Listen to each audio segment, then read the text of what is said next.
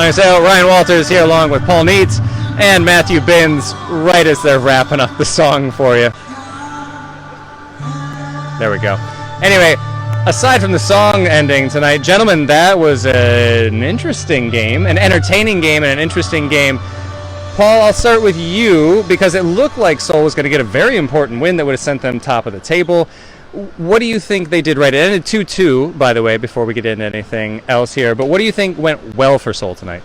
I think they took their chances when they had them. They were a bit frantic, I thought, in the first half. It was a little bit of lacking composure for FC Seoul. But when they did get the chances to score, they took the chances. And a good cross for the second one in particular. Park Ji-young from the right. And Ali Bayev's goal, another great goal from him. His second in as many games. Yeah.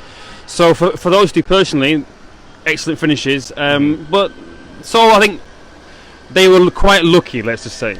Well, it was interesting. As soon as the full-time whistle went, I turned to you guys and I said, I don't think Seoul deserved to lose, but Ulsan definitely deserved to win. That doesn't make a lot of sense. You can't have both of those. But Matt, to turn to you on the Ulsan side of this for today, hard done in a lot of ways. What was the most glaring thing for you today? From the referee's performance, for referee Jung Dong-sik, I think he was the same referee as well last week who controversially gave away. He declared a handball against Kim Shin-up last week in the match between Jeonbuk and Suwon, and today he's going to make the headlines for not giving a handball. There was a cross into the box, and it was clearly handled by Seoul in their own penalty area. No two questions about it. Under the new handball rule, a handball. Whether intentional, unintentional, if it interferes, it's a handball. But I mean, this one even had the possibility to be intentional. Regardless, it was a clear handball. He took his time again, like he did back in Jeonju last week. He went over to the TV screen and had a look again, and he ruled it in Seoul's favour. And I cannot, for the life of me, fathom how he did that. It was certainly not. It was a certain handball. Yeah, I mean, when we saw the replay ourselves, we thought, well, it's obviously going to be given a penalty. We were all sat here thinking it's going to be a penalty, and for some bizarre reason, only he knows, it was not given, and it was a huge let-off for FC Seoul, but not the only huge let-off as well, because there was 2 goals disallowed for offside, one by Hwang Il-soo, one by Junior, and certainly the first one, a little bit contentious perhaps in a sense of where Junior was positioned.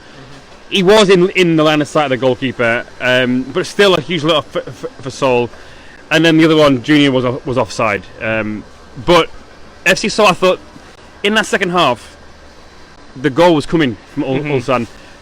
Seoul were hanging on a little bit, really. I know they had to play on the counter-attack, and they had the 2 strikers way up, and there's nobody in midfield. Obviously, they're trying to soak things up and then make sure that they're tight at the back, but that was creating a huge gap between the midfield and the 2 forwards, which meant when they did get the ball, there was not much more to do than just send it long. Right. So they couldn't get the ball on the floor and get it under control, and really, like I said earlier, the goal was it was bound to come from Ulsan. Well, I think, to touch on the referee thing just one more time, because we can't have a match without talking about VAR. I think the verbiage used in MLS is a clear and obvious foul or a clear and obvious error, and I think that that handball was just clear and obvious, and so I don't get where that was coming from. But like you say, Ulsan in the second half looked like it was coming for a long time, and in the first half they came out strong. I think had they done that Wednesday night, we'd be talking about a team that's still in the AFC Champions League. But unfortunately, they're not there, and unfortunately, they didn't get the win tonight. But they did get a very late as you can get, as the last kick of the game. They got an equalizer from Kim Bo-kyung. And, Matt, is that going to be enough to carry them through, or are they still going to feel kind of hard done coming out of tonight? They should have every right to feel hard done by. I mean, to have 2 disallowed goals and a handball go against them, you think at least one of those 3 would go in their favour, and all 3 went against them. I can understand their grievances. The goal will be some kind of reprieve here. It's kept the title race as it is for now. Jeonbuk elsewhere have drawn with Pohang. So as the K-League title race as it stands as it went in today. So they'll feel they've not lost any ground, but they'll feel hard done by that they could have taking the lead in this title race. Well, and Jeonbuk doesn't draw very often, so I think it's unfortunate for both of these teams that they weren't able to get the win out of it, because Jeonbuk doesn't give you many openings to get up into first and to start to defend that. So for FC Seoul today, an opportunity missed? Yeah, absolutely. But then, given how the second half panned out, you could argue, like you said, that Ulsan perhaps deserved to win. Mm-hmm. You could say, I think a draw was probably a fair result, but on the balance of play in the second half, Seoul might consider themselves a bit lucky in one sense. Unlucky, obviously, they conceded with the last kick of the game. That's obviously hard to take. Yeah. But I think Ulsan were probably the best team that have played here this season. Obviously, sounds a bit obvious because they are third and very much in this title race. But also looked like a real side, which wasn't we saw on Wednesday. They weren't a proper side on Wednesday, but today they look like the real deal, and a draw won't win the world either for both teams. Yeah. Well, and they managed to push their unbeaten streak against FC Seoul even further. It's been since 2017, as we mentioned in the pre-game show on FC Seoul's Facebook page, that it's been that long since Seoul managed to get a win. It looked like they were going to end that streak today, and unfortunately it didn't come off. Yeah. But we remain having a very interesting title race in K1.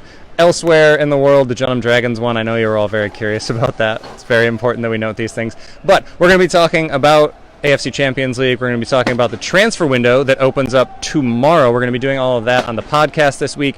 But for now, we're going to go ahead and get out of here. So if you have any thoughts on this match or anything you'd like us to cover, get those in the comments below. But for now, for Paul Neat, Matthew Binns, I'm Ryan Walters. Thanks so much for watching.